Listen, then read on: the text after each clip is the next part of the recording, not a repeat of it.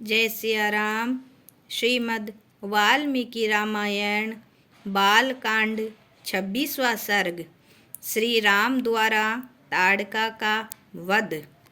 ऋषि विश्वामित्र के इस वचन को सुनकर श्री राम ने हाथ जोड़कर कहा, भगवान, मेरे पिता ने आदेश दिया था मार्ग में विश्वामित्र के आदेशों का निशंक होकर पालन करना।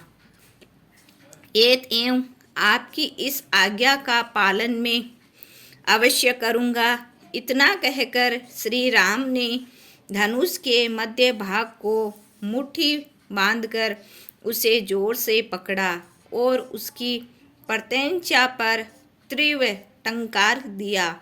उसकी आवाज़ से संपूर्ण दिशाएं गूंज उठी। वह राक्षसी भी इस आवाज़ को सुनकर रोषपूर्वक उस दिशा की ओर दौड़ी जिधर से आवाज़ आई थी।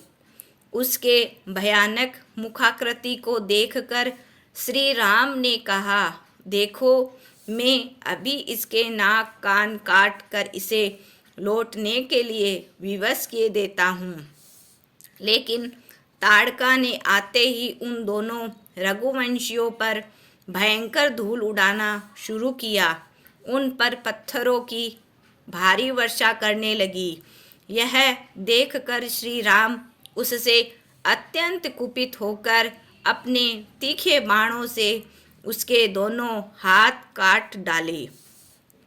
भुजाएं कटते ही वह उनके निकट खड़ी होकर भयंकर गर्जना करने लगी। यह देखकर लक्ष्मण ने भी क्रोध में भरकर उसके नाक कान काट लिए। अब वह अपनी माया से श्री राम और लक्ष्मण को मोह में डालती हुई आकाश में विचरने लगी और अदृश्य रूप से उन पर पत्थरों की वर्षा करने लगी। यह देखकर गाधी नंदन ने कहा, श्री राम, इस पर दया करना बेकार है। यह दुराचारणी यज्ञ में विघ्न डालती है। संध्या काल के पहले इसका वध हो जाना चाहिए, क्योंकि उसके बाद राक्षस दुर्जय हो जाते हैं। तब राम ने अपने शब्द भेदी बाणों द्वारा सब ओर से उसका मार्ग ही रोक दिया। यह देखकर ताड़का भयंकर गर्जना करती हुई श्री राम और लक्ष्मण पर टूट पड़ी। श्री राम ने तुरंत अपने तीखे बाणों से उसका वध कर दिया। यह देखकर इंद्र इत्यादि सभी देवता श्री राम को साधुवाद देते हुए विश्वामित्र से श्री राम पर अपना स्नेह प्रकट करने के लिए कहा।